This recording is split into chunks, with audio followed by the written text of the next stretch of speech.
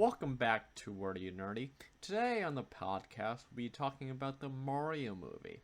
I have a question for you guys. What happens when you combine a mediocre animation studio, mediocre voice acting, and the writers of Teen Titans Go? Comes the money, money, money, money, money. Welcome back to the Wordy and Nerdy podcast. I'm Red. I'm John. And today we are going to be talking about the Mario movie. It's me, Mario.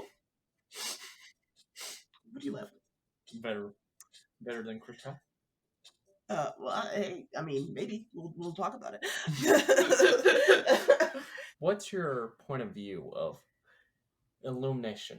How do you like them as an animation studio?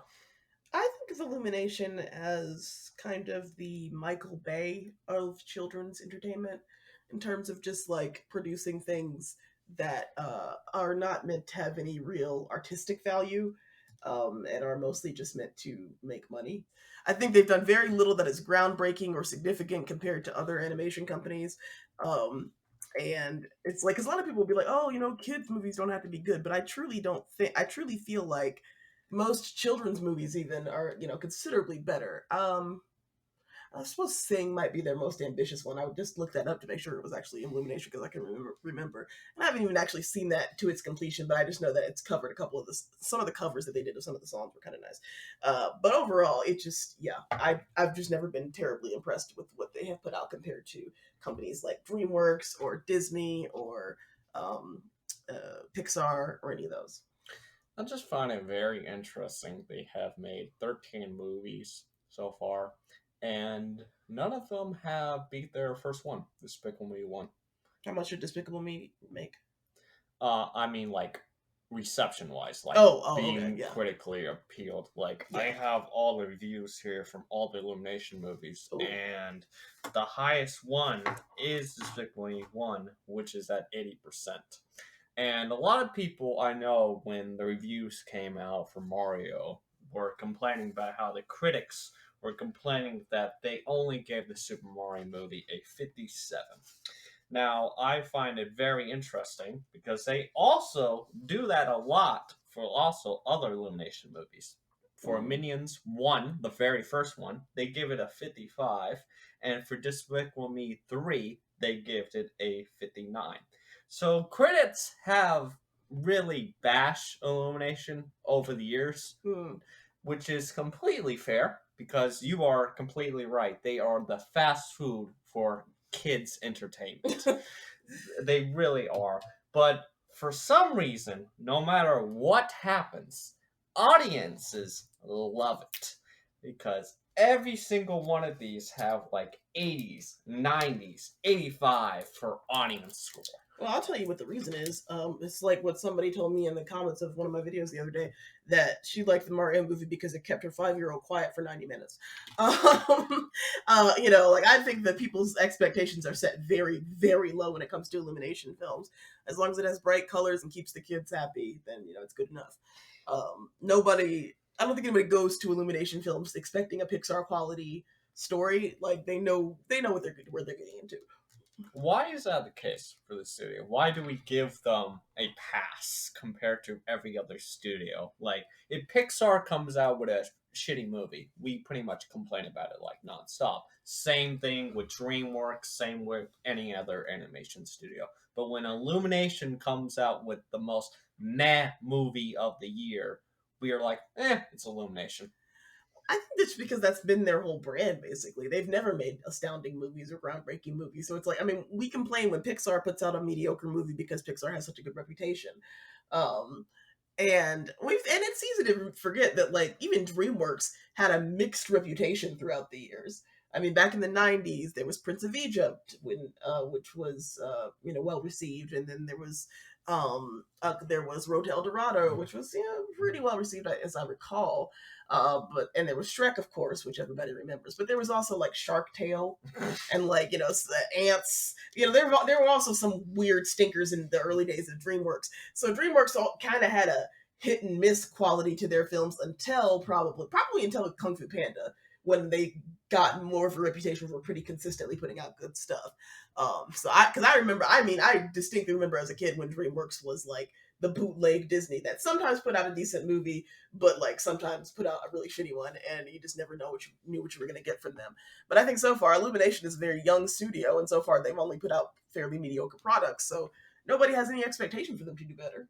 Do they even need to get better? Because this Mario movie is close to making $1 billion, better than Frozen 2 and everything. I think it had a higher box office than Frozen 2, which was like the most anticipated sequel known to mankind.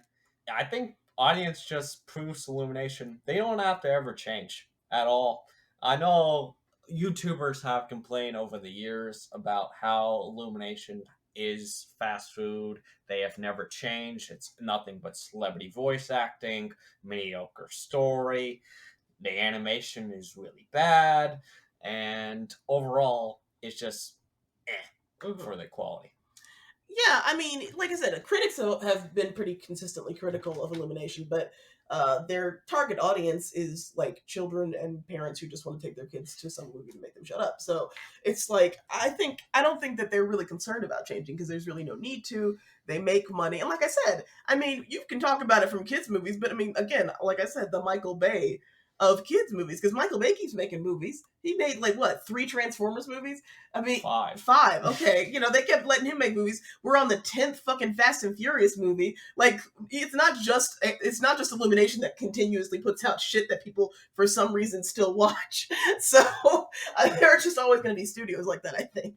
So, is there anything you actually liked about this Mario movie? Yeah, there were some things I liked. I didn't think it was terrible. I mean, I thought it was it's cute. I thought the animation was pretty good. I've always said that a lot of Illumination's animation is pretty lazy, but I would say that the animation in the Mario movie was pretty solid. There were some pretty cool sequences, like of course Rainbow Road is iconic. I liked all the little references to different Mario games in the background, like the flutes and all that kind of stuff. I liked how the score interpolated bits of like classic Mario music with the score. I thought that was cool. I mean, I don't know, like it's kind of an obvious thing to do, but oh well, obvious is not always bad. I think it was cool. I think it was pretty well done. Like one of my favorite parts was when he goes underground and there's that but they like have it slow and kind of mysterious and they kind of mix it in with the rest of this track. So it's like you can hear it if you're paying attention, but you could also totally ignore it if you weren't paying attention. But I immediately recognized because when I was a kid, me and my brother and sister, every time the music would be underground tunnel, underground tunnel, underground tunnel.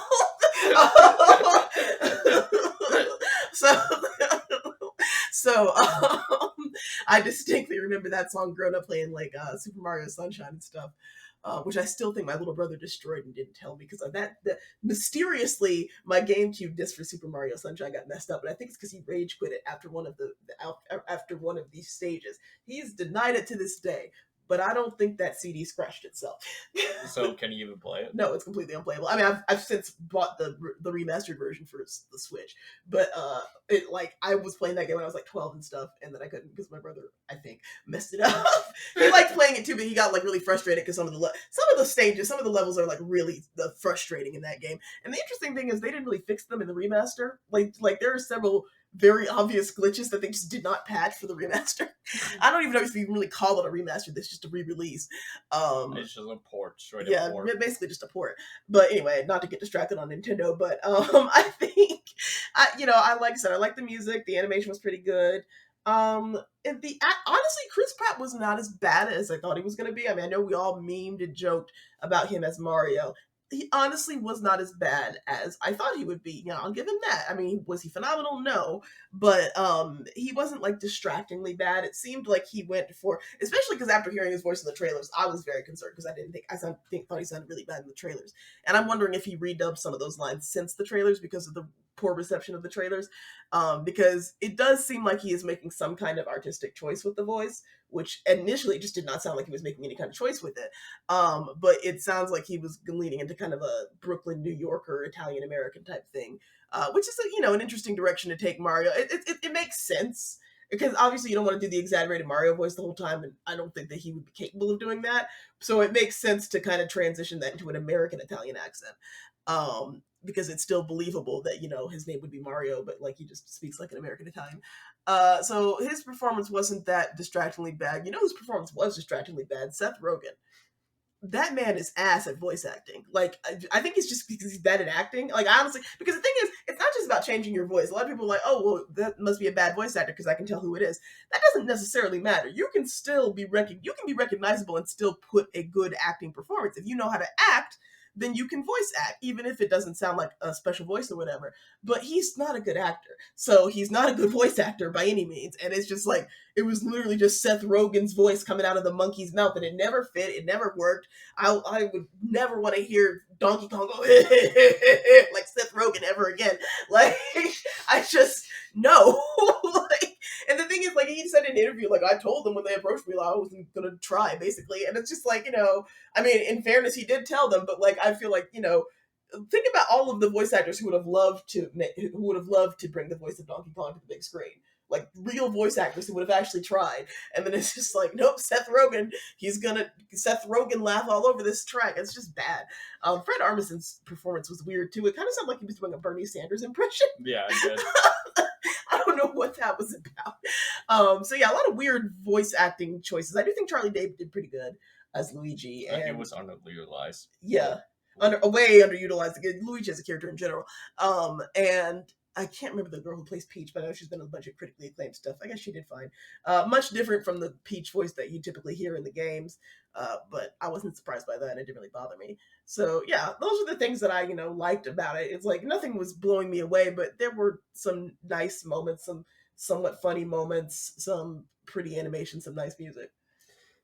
I know we spent the beginning talking shit about Illumination, but honestly, I think this was the most enjoyable Illumination movie I watched since Despicable Me 1, because I swore off Illumination after seeing Secret Life of Pets, the very first one, because that movie was ass. It was not good at all. But this one was fast and paced enough. They always are like a 90-minute movies. They go split pace, but for some reason, Secret Life of Pets, it did not have a good pacing at all. But this one, it went from scene to scene. The characters weren't as fleshed out, but they never are in any of the Illumination movies. And honestly, probably the highlight to me was Jack Black. Jack Black. Oh yeah, I forgot to mention Jack Black. Jack Black was definitely the highlight. He was definitely the standout in terms of vocal performances. Like that Peaches song, apparently it's nominated for Oscar now. What? You can that's hilarious. Yeah. That's wait, is it? How can it be nominated for an Oscar? It's up for contention. It's a contender. Okay, it's not nominated. Yeah, I'm going to say it's too early in the cycle for nominations. But it would be a contender for original song. Possibly, but that doesn't mean it's going to get nominated. But it would be hilarious if it did, though. Yeah, it's a funny, very memeable song. Jack Black is having fun with it. Jack Black always does well. I mean, Jack Black is a perfect example of someone who I can pretty much always tell is Jack Black, but like he still brings a fun performance. Like he, was Poe in Kung Fu Panda. I love him. I mean, I can tell it's Jack Black, but he still does a good job with the character. And with this, we were watching with some friends, and one of our friends said, I didn't even recognize it was Jack Black. I'm like, yeah, I could tell, particularly when he was singing. I think it sounded like Jack Black, because, I mean, when you hear Jack Black sing, it just sounds like Jack Black singing. But again, I had no issue with it, because he still did a good job with the performance. So it really isn't just about the voice, it's about the performance that you do with the voice.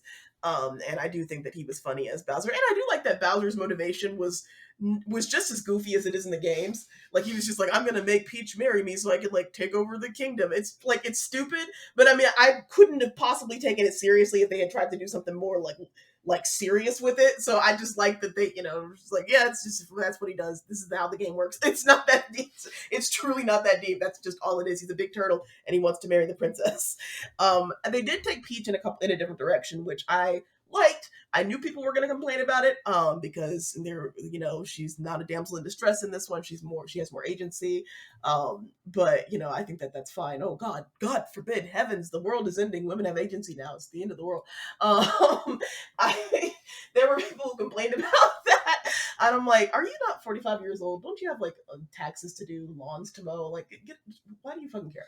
I find it funny. Nintendo had to come out and said, "Yeah, Peach would always done that in the original game. We just never had time for her not to be a damsel in distress to fit that in the original game and stuff." Yeah, and I mean, it's like it's not even the first time that Nintendo's done that. Because, like, let's be honest, Legend of Zelda games are almost completely analogous to the Mario games in a lot of ways. But Zelda was never a damsel in distress. Zelda literally takes on a whole other identity.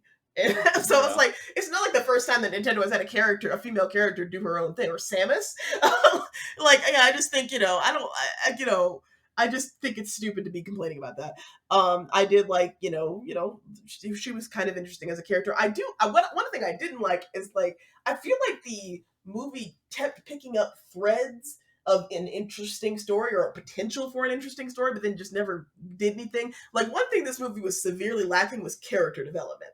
There was almost no character development whatsoever. Like, every character pretty much starts and ends the movie exactly where they were. Like, there's some slight changes in, like, Mario's relationship with his father, but that's barely established anyway, so it's hardly noticeable.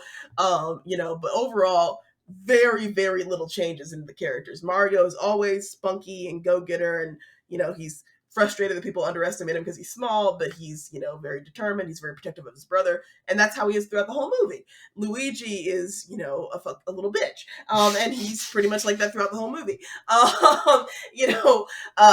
Peach is a strong badass, and she just is that for the whole movie. She does get captured at one point, so I won't say that she's like a Mary Sue or anything, because it's not like she was always successful, but she always was willing to try and fight, and defend her kingdom, and that never really changed throughout her characterization.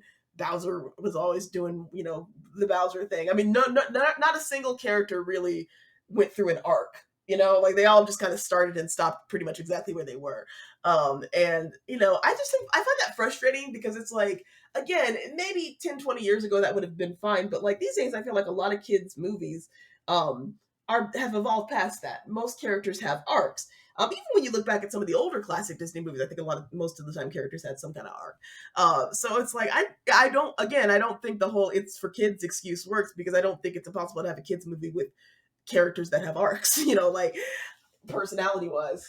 I 100% agree with you, because before this movie started playing, we saw Spider-Verse Across the Spider-Verse movie that's coming out. We saw the trailer for it. Yeah, for the trailer of it. And you can tell already that movie's going to have an arc. Oh, yeah. Unlike this movie. Or just like the first one did. Yeah. Like, every single animation movie, like, has proven that kids' movies, we can show kids, like, always we should have shown kids that, yes, there can be art, there can be storytelling in their movies. They don't have to be fast food just to make your kids be quiet for 90 minutes. You can actually tell an interesting story. And most animation movies, when they do that, we tend to look back at them fondly, and they get better over time. For example, like the most recent Guillermo del Toro Pinocchio movie. I think that movie gets better over time. The more I think about it, the more I enjoy it. I don't know if I would count that as a kids movie, but yeah, I agree. Like, it's kind of it's like a family movie, I guess. I wouldn't consider it explicitly a kids movie. There are like a hella Nazis. It's not like a metaphor for Nazis. There are just Nazis, and people get blown up. all right then. All right. Oh, you got a point. What about Spider-Verse? Spider-Verse, yeah. Okay. I get it. I brought up the... Yeah. I mean, I guess, like, people are like, oh, it's an animated movie. I don't know if I would say it was a kids movie. This pretty fucked up. Okay, Toy Story then. Another example. Okay, Toy Story. Yeah, definitely. Yeah, no, I agree. I think that, like, there are lots of kids movies who have proven that, kids movies can be more than just schlock that you put in front of your kids. I mean, like, pretty much every Pixar movie except for The Good Dinosaur and Cars 2 and 3. Most of them have, like, had, arcs and story and been worth it, which I think is, notable. Yeah, like I just don't understand how Illumination just gets away with it. It's just they put over a new coat of paint because everything I hated about Illumination is in this movie. Celebrity voice acting and random songs that fit nowhere in Random pop songs. Yeah. It's just horrible. They're in Brooklyn, so let's play the Brooklyn song. It's just the Suicide Squad problem. Yeah, and not the Suicide Squad by James Gunn, but Suicide Squad, when they just literally had these very, very on the nose pop musical numbers for every single scene. Oh God, it's just licensed music. Licensed music time. The death of creativity.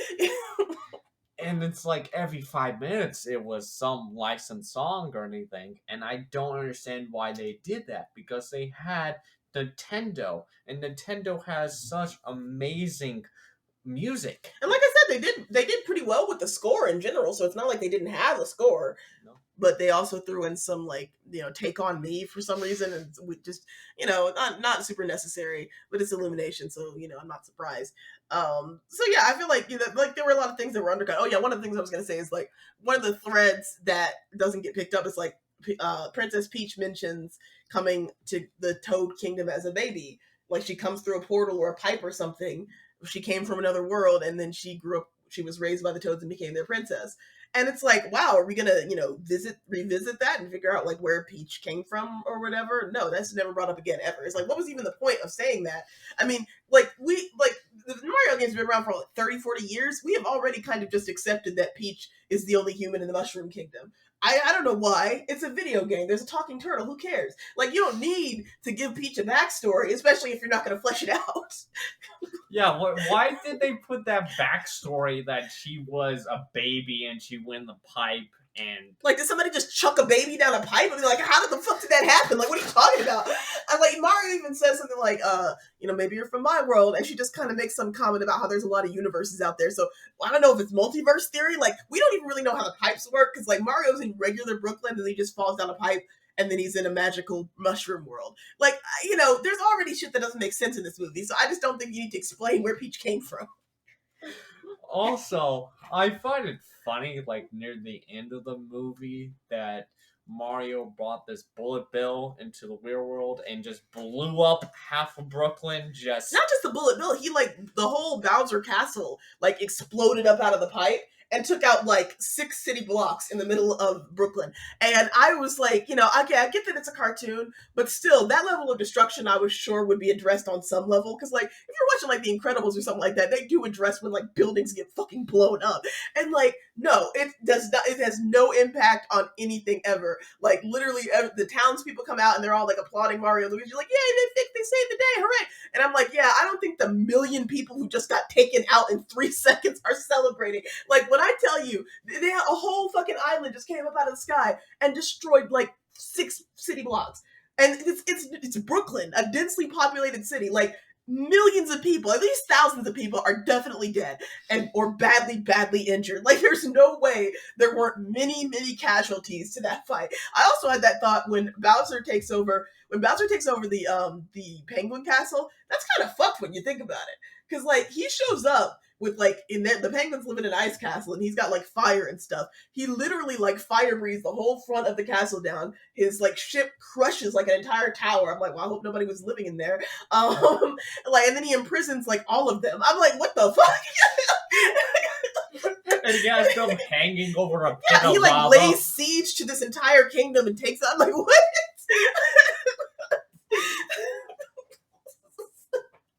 It's like, if this were Game of Thrones, this would be a big deal.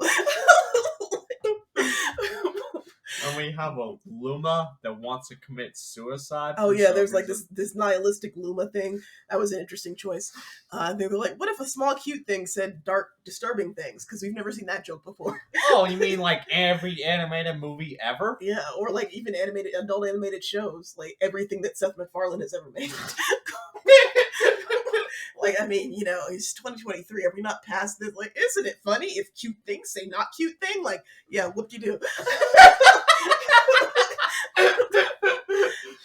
God, and I remember the plot thread of like at the very beginning that Mario's parents are disappointed in Mario and Luigi, and that is never brought up again. The only way it's referenced at the very end is when his dad is like, "I'm so proud of you, son," or whatever. But it has no emotional weight because there was just like there's like one brief kind of argument at the table, and then it just never comes up again. It's never addressed. We never see Mario like self-reflecting on how he feels like his dad is disappointed in him. I mean, he does have that one argument with like Donkey Kong when they're in the belly of the whale, where they both kind of talk about how their dads don't like them or whatever. But they never get into it. They never get like you almost think, okay, maybe this is going to be a moment where they'll commiserate or like we'll learn how these a little bit deeper about these characters. But no, like Donkey Kong is just a dick. He's a dick throughout the whole movie. And he doesn't like there's not a moment of softness for him. He's just still a dick. So I'm just like, what was the point of this scene? Like this is usually the third act low point where the two people who were antagonistic begin to soften towards each other because they realize they have something in common. But that's just not what happened. So I'm just like, all right. I mean, they did eventually work with each other just because they needed to survive, but like they were never friends. We'll just throw in this one line and then we'll move on. Yeah, and once again, we had the scene where Donkey Kong's dad is like, "Oh, I'm proud of you, son," and he's like, "Oh, thanks, Dad." But again, it's not earned because I don't know anything about these characters or their relationship. In fact, when Donkey Kong says, "My dad thinks of me as a joke," I'm like, "This is the first I've heard of that." Like wasn't mentioned earlier. I mean, I never got that impression. They never had like an argument or like Mario's dad at least did specifically say that he was wasting his time. Like Cranky Kong never said anything negative to his son. He really never said anything at all to him, other than just like, here's my son, he's strong, he's gonna beat you in the fight or whatever. I think he told him to like stop showboating at one point. But like, yeah, I never remember him like expressing specific disappointment in his son. So it's like again, these characters don't have the depth to carry these emotional moments because you just don't know or care anything about them. We mentioned earlier that Luigi is very underutilized, which I mean, Luigi tends to be underutilized anyway. But I mean, again, I feel like it was a missed opportunity because I feel like there are some references to like Mario and Luigi's relationship as brothers, and I feel like they could have made that the emotional core of the movie. Like, don't separate them at the beginning of the movie. Let them stay together and work something out. And like, maybe like have the themes of like how Luigi's always scared and he's always kind of relying on his brother. Like there's this scene where Mario tells his brother, you can't be scared all the time or whatever, and he's like, "Oh, you'd be surprised," or whatever. And then there's a scene later in the third act, like when they're about to save the day or whatever, when Bowser's about to like blow fire at Mario, and then Luigi jumps in front of him and blocks it with like a shield or whatever. And I was in my head, I'm like, my screenwriter brain is thinking like, "Oh, okay, this is where he's going to like call back to that moment," and he'll say something like, "You can't be scared all the time." And no, he just says something like, "Yeah, we're together," or some clown shit like that. That goes back to a much less emotional moment. And I'm like, that was a perfect moment to bring his character full circle, but nope. I mean, there were so many times like that missed opportunities where you could have actually done something compelling there, and it was like, nah. Illumination always been doing that. Ever since like the first Despicable Me 1, they lost the ability to tell emotional story. Because in Despicable Me 2, the whole point of the story is that the daughters feel like, "Oh man, I'm being made fun of at school because I don't have a mother." But we never see this at all. And then at the end of the movie, they're like, "Oh, I'm so glad I have a mother now." There's just one throwaway line. That's it. Or even in Sing, from the clips I've seen in Sing, like a lot of those characters are not fleshed. I mean, a lot of those characters have like the beginning of what should be an emotional arc, but then it never reaches any conclusion. Like the pig mom with all the kids. Okay, you get the sense that she's like underappreciated by her husband and she has to like raise a bunch of kids or whatever. But her journey doesn't really reach that arc point where like she like grows or changes or evolves into something else. Or like the gorilla, his dad's in jail or whatever, and I guess his dad learns to be like, proud of him or whatever. But it's just, they're just emotionally pretty weak moments that could have been stronger, and probably would have been stronger in the hands of a more competent film creators. But it's just like they just always pull their emotional punches. They just don't really try. They like get to a point and then they're like, all right, well, that's it. They do the setup, but they never do any of the build-up. They do the setup, the end. That's it. Yeah, they do setup and like payoff, but it's not really payoff to the setup. It's like they set something up and then they pay off something that they conceivably could have done but did not do. And so yeah, like it's like, show don't tell, the classic rule of movies. You shouldn't, like, it shouldn't be something that I'm just being told is happening. I should be able to tell from, like, again, if you had Luigi say that in that moment and call back to that moment where Mario taught him to be brave, it's like, okay, you see that character has come full circle from being cowardly to finding bravery, because if it means protecting his brother, he's willing to do it. And you could, like, you don't even need to be told that directly, because you could see it. But then they just kind of have to verbally explain stuff to you because they don't show you anything. It's just like, yeah, Luigi's brave now. Don't worry about it. Like, the power of illumination. We can't show. We have to tell you what's going on. It's disappointing from that standpoint, because it's like, a lot of people are like, oh well, it's a Mario movie. Like, I didn't expect much, and I didn't expect much either. Don't get me wrong, but it's like, but I don't think it's true that, like, it was impossible to make this story something compelling. I don't think it's true that it was impossible to make this story something, that never probably would have been the best movie ever, but, like, something that would have told a decent story. I think you absolutely could have told a decent story by really delving into Mario's relationship with his brother or his family or something, but they just don't do it. And so it's like, it pulls its punches, and it just is another, aggressively mid Illumination film. Honestly, for Illumination it's pretty good, but for any other company it's mid. So what do you think Nintendo's going to do? Do you think they're going to reach out to a different animation studio, or do you think they're going to just stick with Illumination and we're just going to get non-stop Nintendo Illumination animated movies? I mean, I don't see them necessarily going to another company. I don't see why, because it did what it set out to do. I think they probably will. I think they did tease another movie, because there was a Yoshi, like, after credit sequence, very lame, by the way.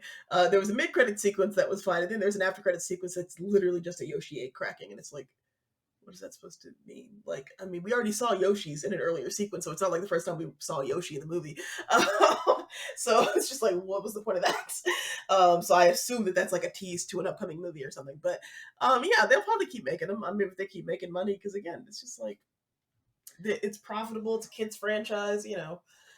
It did what it set out to do, and I don't see Nintendo. I mean, I don't think Nintendo's gonna be stressing over the integrity of the Mario franchise. All this movie really needed to be was better than that shit live action one they made in the '90s, and it was. So, like, I think that's really all they were looking for. That wasn't a high standard at all. No, it wasn't. But I'm like, that was literally the reason that Nintendo stopped licensing their projects to be movies, other than, like, Pokemon, which I guess they don't technically own. So yeah, I'm just, I would not be surprised if they just keep, because I mean, it's just like, well, why not? I mean, it made money, and that's all it set out to do. I'm just hoping that this gives Nintendo the confidence to license off their property to more capable studios that can actually tell a decent story. I wish. That's very optimistic. I know it's very optimistic. But why not? I mean, if it ain't broke, don't fix it. That's why not. I just don't see them doing it, because there's just no reason to, from their standpoint. Like, they made money. Why move to a different studio? But could you imagine? Okay, here, I'll tell you exactly why not. Because we can sit here all day and talk about how Minions is ass, but let's just do a couple of quick looky-loos here. How much money did Minion? Let's see how much Sing made. Sing made $634 million at the box office. The sequel made $408 million. The Minions movie, hang on a second. There's a Sing 3 coming out. They've also got several short films coming forward. Interesting. Let's see here. There's also the Despicable Me franchise, of which there are, I think, 5 movies so far. And there's an upcoming movie. There's a Despicable Me 4 coming. Awesome. The first Despicable Me made $543.2 million at the worldwide box office. The second one made $970.8 million, the one that you really hated. It made twice as much as the first movie, almost $1 billion.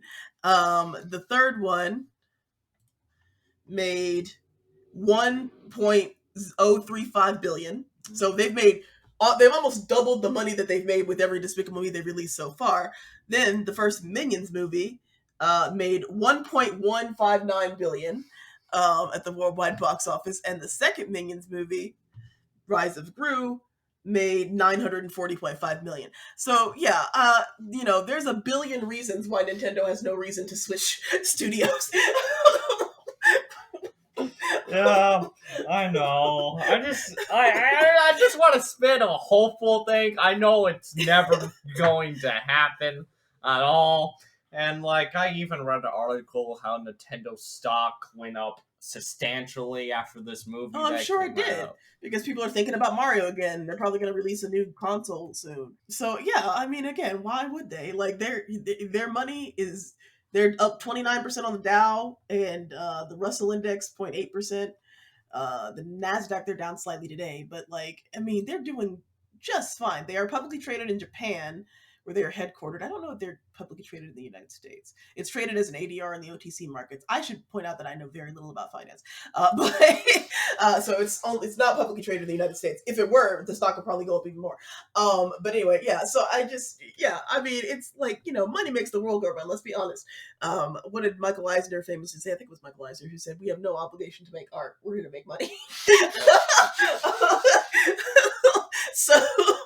So I just think, it's a cute thought, but yeah, I don't see them caring that much about whether the story was deep, as long as it made motherfucking money, like the epic rap battles history for the directors.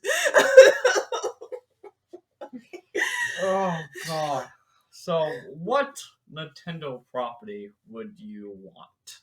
Because they're probably going to make more after how successful this was.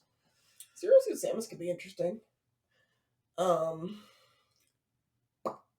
What do you want? Zelda movie?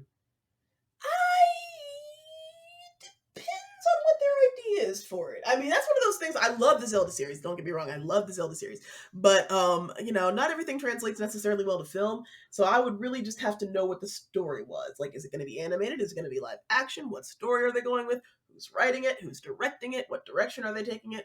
Who's the primary character going to be? Because, like, it's named after Zelda, but Link is usually the primary character in the games, but Link doesn't really speak except for that one time that we don't talk about. So, like, is he going to just be silent the whole time? You can maybe make that work, but, it just, there's a lot of questions I would have. I would not immediately be gung-ho for a Zelda movie. It would just depend on a couple of factors. If I were satisfied that they had a good story and, a good script, then maybe.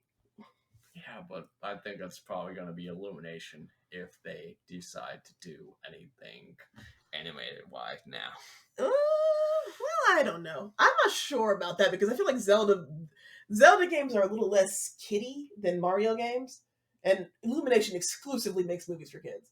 That's true. So, like, I mean, like, the thing about the Zelda world is pretty fucking dark. In Majora's Mask, he takes the spirits of his dead friends and puts them on his face.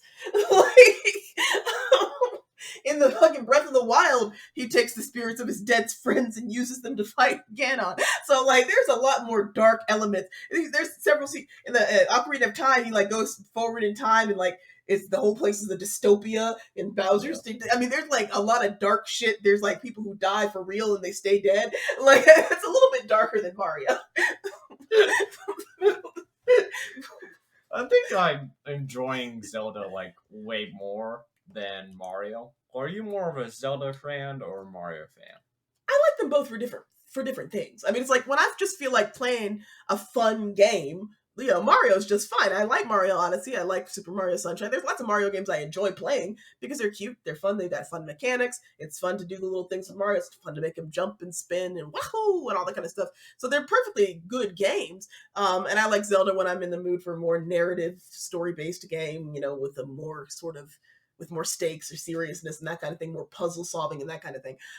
So I like them both, but it just depends on what I'm in the mood for.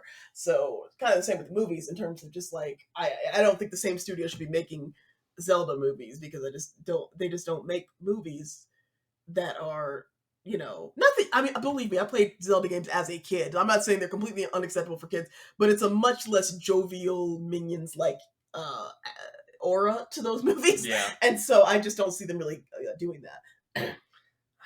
Yeah. I would like them to read it out to another studio, so maybe we'll actually get a good animated Zelda movie, and or maybe live action. I honestly feel like Zelda could lend itself to live action if you had the right budget. Really? Yeah, like a Game of Thronesian Lord of the Rings type thing, fantasy. Yeah, it could be the case. Maybe they'll spend another $1 billion like they did for the Rings of Power thing. Honestly, maybe Zelda would make a better series than a movie. That could be interesting. Yeah, on HBO Max. Yeah, gritty Zelda. That's kind of on the opposite end of the spectrum. I feel like Zelda is somewhere in between Mario and Last of Us. It's like not quite as dark as Last of Us. No, I want the Zelda TV show to open up with a full-on sex scene. Only if not a sex scene, but I will accept HBO Zelda if she gets to be an absolute assassin badass, like with no holds barred, just like slicing motherfuckers' throats.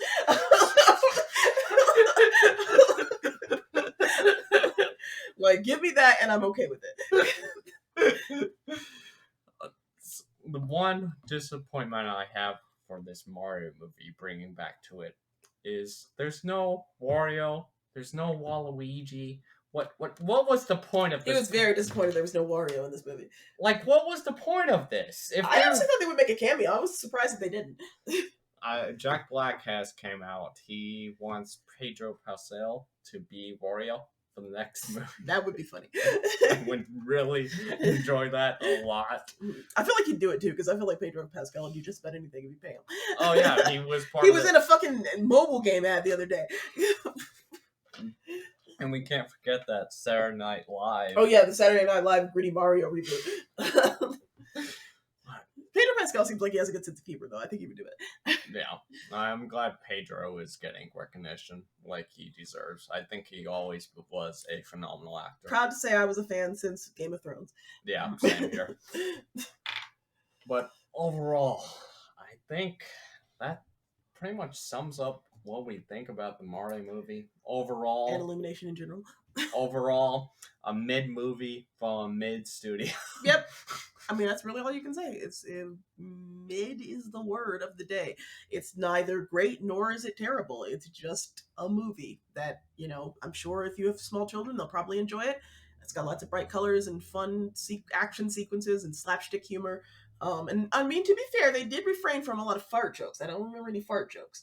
So it was like, the Minions, little poop jokes. I didn't see too many of those. I was disappointed.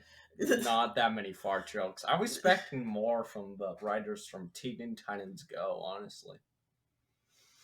Oh yeah, it was the same. Yeah, it was the same writers from Teen Titans Go. Yeah, which is another indication that it is what you get. So yeah, I think that it's a perfectly mid film. I won't even say it's disappointing, because to be disappointed you have to have some kind of expectations, and I never had expectations for Illumination, so it just is what it is. I was expecting the worst, and I came in seeing a mid movie, and I came out saying, that was a movie. Mm-hmm. It's a harmless little family popcorn flick, good for little kids. That's about all I can say. I might even take my kids to it. My kids that I nanny. I thought about maybe taking them to it because I think they'd probably like it. But yeah, that's all I got to say about that. So if you want your kids to be quiet for 90 minutes, go see the Mario movie. I was surprised. We went to a late showing, like 10:30, and there were still children in the theater. Not as many, but there were still kids that they brought out at like 10 in the evening. I'm glad we did not see it on the day of, because I went to go see Toy Story 4 one time when it first premiered. And my God, I could not hear anything that the movie was saying, because all I hear was a bunch of kids laughing at anything. Get a load of this guy. He gets upset when kids are at kids' movies. Like, you were the odd one out, my friend. Listen, I was a big Toy Story fan. I mean, fine, but don't be mad when children are in children's films. I thought they would be at least a little bit quiet. Nah. These are the iPad generation. They don't even have the that the practice to sit in front of the TV with only watching one thing for 90 minutes. I know I sound like an old grandma saying that, but I mean, I'm dead ass. Like, I remember when I was a kid, we would go to the movie theater and watch Disney movies, and I would be quiet because I was watching the film. But these days, there's like 14 different devices at all times. You know, kids don't have that kind of attention span. I mean, I should speak. I also don't have that kind of attention span anymore, thanks to all of these devices. I truly think my life was better before I had a smartphone. Yeah, we were watching this, and someone in front of us was recording the whole movie. Honestly, Yeah, they were recording Yeah. large chunks of the movie on their phone. It was very weird. I guess the ushers either didn't see or didn't give a fuck because they're supposed to stop you when they see you doing that. But and I'm just like, bro. First of all, it's like it's illumination, so 90% of the movie you can just see by watching the trailers. Secondly, that low quality, shitty ass like cell phone camera footage. Who are you making that for? What is that for? Who is that for? Like. they want to get at least 20K views on YouTube for that one day, and then never get any attention again. You mean like maybe 2K max before the hammer of Nintendo comes down with the force of the gods? You know how litigious Nintendo is? No bootlegs are staying up for more than 10 seconds, I assure you. Their copyright thing will catch that shit immediately. These are the people that like, oh my god, they will sue for anything. They really will. Or they remember when they were suing a bunch of like game commentary people for like showing game footage in the YouTube? There was a whole thing where like people were having a hard time reviewing the games because Nintendo would just strike their video immediately if they had any Nintendo footage. What are you doing? Saying good things about our game and showing gameplay? Yeah, showing gameplay. Like I was literally watching a walkthrough for Breath of the Wild the other day, and somebody was like, "I have to keep talking over this, even though this thing is a pretty straightforward thing that I'm teaching you. But if I don't keep talking, then Nintendo's gonna strike the video." If they hear more than like 5 seconds of audio from the game. What are you doing? Like, they are not playing around with that shit. So, yeah, no, I don't think anyone's going to be too successful getting too many bootlegs up there. God, I feel so bad for only Nintendo, only YouTubers. I don't know how you do it, my friend. I really do not know how you do it. Yeah. So, yeah, that was Mario. It's a me. Mario! Your impression is terrible. Mamma mia. I have to say, Chris Pratt actually did a better job than I just did. Yeah, I mean, compared to Seth Rogen, it was hard to do worse than that. Because Seth Rogen was truly, truly ass. Like, oh god. Hey, Seth Rogen, next time you get called for an animated movie, maybe try 1%. Just don't do it. Just say, you know what? I'm more of a director than an actor. You probably want to get somebody else. It's okay not to be good at everything. You are not good at acting. We all saw Sausage Party. That shit was ass. How dare you! Sausage Party was a cinematic masterpiece. Right, yeah, like I said, we all heard Seth Rogen's voice acting, and we asked him never to do that shit again. So yeah, we've had enough Seth Rogen voice acting for a lifetime. No more Seth Rogen voice acting. He was bad in Lion King. He was bad in Sausage Party. He's bad in this. Stop casting Seth Rogen to do voice roles.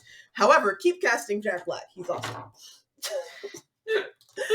All right. Anyway, well, thank you so much for listening, and we will see you next time. See ya. Bye. Bye.